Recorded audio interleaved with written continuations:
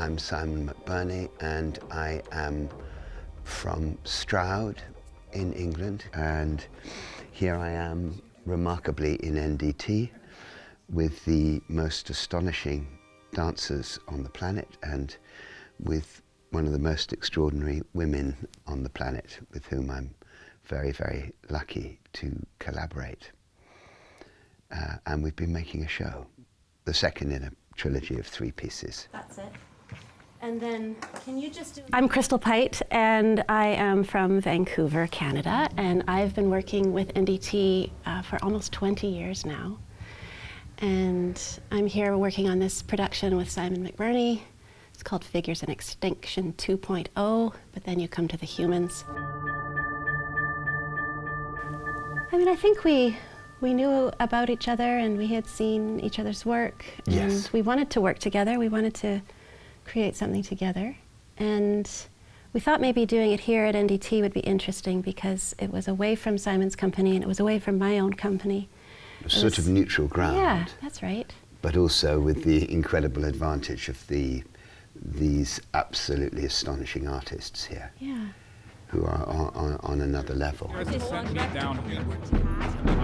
I remember going to see Crystal in New York when she was on tour with NDT and seeing a technical rehearsal kind of run through of the statement, sitting beside her, and it was an amazing experience, 2017. And I was 16 actually. And I was performing on Broadway in a one-person piece. So we were both there at the same time and able to observe each other. Yeah, 2 nights later I was able to see Simon performing in his show, The Encounter, which for me was a life-changing experience. I'll never forget it. The force of that performer and that content, that story all coming together in the most powerful, generative, generous way. Another time, our time. Well, Figures in Extinction 1.0 was a series of portraits of animals and natural phenomena that have gone extinct for human-caused reasons. And that question of extinction and that sense of powerlessness and that feeling of loss was something that we wanted to share with the audience in that work. And with 2.0, we were interested in looking at this species, Homo sapiens, and trying to understand, I guess, or just grapple with the possibility of our own extinction and ask, how did we get here? What is it about us? What is it about the way that we think? What is it about our brains, our minds, that brought us to this point, this crisis that we're in our relationship to the living world? And Simon was very inspired by this book, I think initially, yeah, by it's Ian called McGilchrist. The Master and His Emissary by a man called Ian McGilchrist. And it really became our lighthouse, didn't it? That book and the content, and also a lecture that Ian did. That really, from the Royal Society of Art, yeah. And which was then made into a cartoon. And I was inspired both by the content of the lecture, but also by the delivery method of this cartoon that we took a look at. I was interested in how it was illustrated and how the sound effects and just the whole sort of style and nature of this cartoon felt like something that could be staged, that I got excited about making. So I think that had a real force, didn't it, in the early part of our creation. Blood flows like human blood. In 1.0, it was these beautiful portraits which are like sort of dreams almost.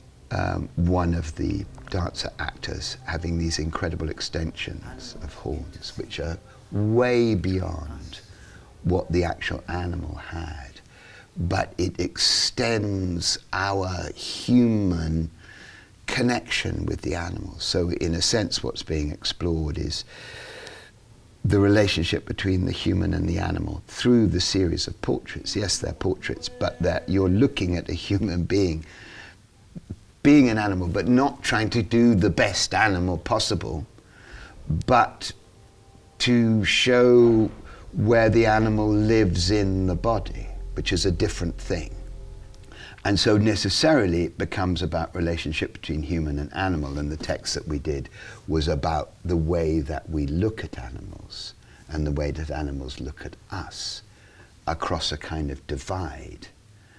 I don't know, anybody who has a cat or a dog, you have this very particular relationship where they look at you and you look at them and you go, yes, I know, and then they just look at you like this.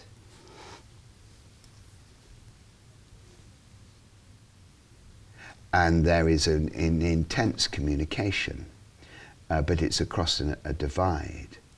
So there is a sense of separation. We are separate from the animals. But why are we separate from animals, given that we are animals? Let's try once to get to the end of the speech and find your way into it. I mean, we really start with content, and we start with language. We start with ideas and big questions, and then we find the best way to express those ideas and to try to find different forms to express it. Sometimes it's through the physicality, sometimes it's more directly through the text. Each of you does a two-part, so 1, 2, and then 1, 2. There is the impulse when you are making work, when I am making work, I look and I go, there, that's what needs to be done there, and it's very powerful sense. And equally Crystal, with her language, will go, I just need to do that. So then you have two people looking at the same thing. And that is for me, it's a very, very beautiful experience, because the sensation is like having my eyes open to something else. And there's that, okay, so I'll let that go and I'll look at that. And it brings all sorts of possibilities. With you, I think it's a real feedback loop, I find. We toss a ball back and forth, or one of us will plant a seed, and then the other person will watch it grow a little bit, and then add some water, and it feels like very fluid and intuitive and easy.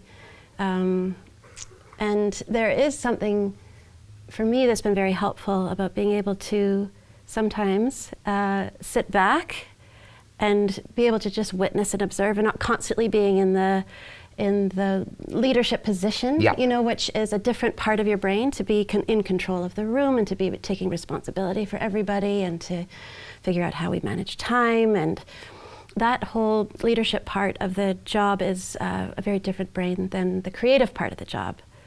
And so I've enjoyed having moments where I could just kind of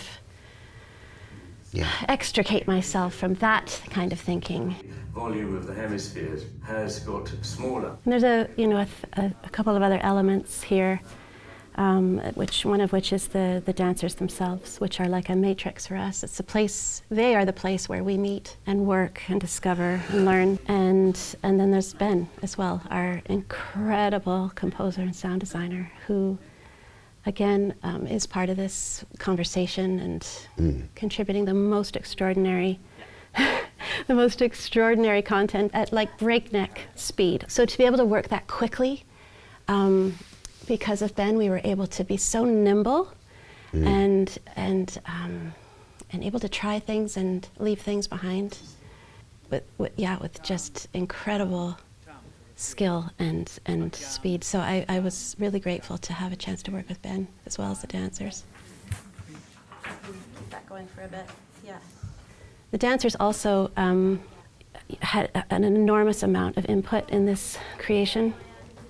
They're fearless, and they don't hesitate to jump in and start building and offering and creating, and their ideas are always aligned in the most beautiful way with ours. Sometimes they take a left turn where we least expect it, and that can be very inspiring and revealing. So they really are a force.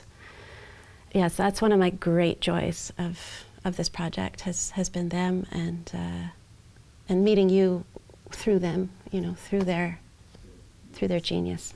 the ratio of the corpus callosum to the volume of the hemispheres has... What do I take back from this experience to my own company? It's just the difficulty will be asking them, wanting them to be able to do things they probably can't do, physically. There's a whole extraordinary amount of language and the way of being able to touch the edges of experience where words can't hold the experience. But everyone will recognize it and feel it. That's something that's always been present for me in anything that I do. It's just opening the windows to finding other ways to express your ideas. And I think that for me that's what I take back. And for me, working with Crystal and the artists here is really, it's a whole bunch of stuff that I don't really understand. And so, feeling like a child again, learning. The picture, however, is frank. Thank you. So, Ian? But yes, the first piece in a sense is portraits of animals, and the second piece is a portrait of human beings, but they are also all part of this mess that is us. And it's ridiculous saying, look, we have a divided brain. We don't really like to talk about it because we think we don't understand it. But Ian has a suggestion that the more you think in a certain way, the more you will think in that way. And the more you will think, the more of course, the synaptic connections will be made and the brain will respond to what you do. If you do something, the brain will respond accordingly. Paranoia in society. We need to go and show everything. Our daily life. Well, this work feels like it's the launch pad for whatever it is that we're going to make next. I feel like that work starts right now. Yeah. With this creation and this momentum, and the questions continue on into part 3. So we begin. We start looking, we just start trying stuff. But it does feel like there's a trajectory to follow. It feels like if the first piece was sort of this thing, the second piece becomes like another planet that holds it in kind of a gravity. Yeah. And then there's naturally a third destination that we can see now because those things are lined up. Yeah. In a way that we couldn't have without this one. You know? Yes, that's right. And I'm enjoying that feeling. 'Cause Yes. It feels like we have a kind of a lodestar or something. I think so, yeah. And it also feels like it's outwards. It's outside of our bodies. It's some big questions about the unknown, literally the unknown as a subject. Yeah. And as a force in what we're going to do next.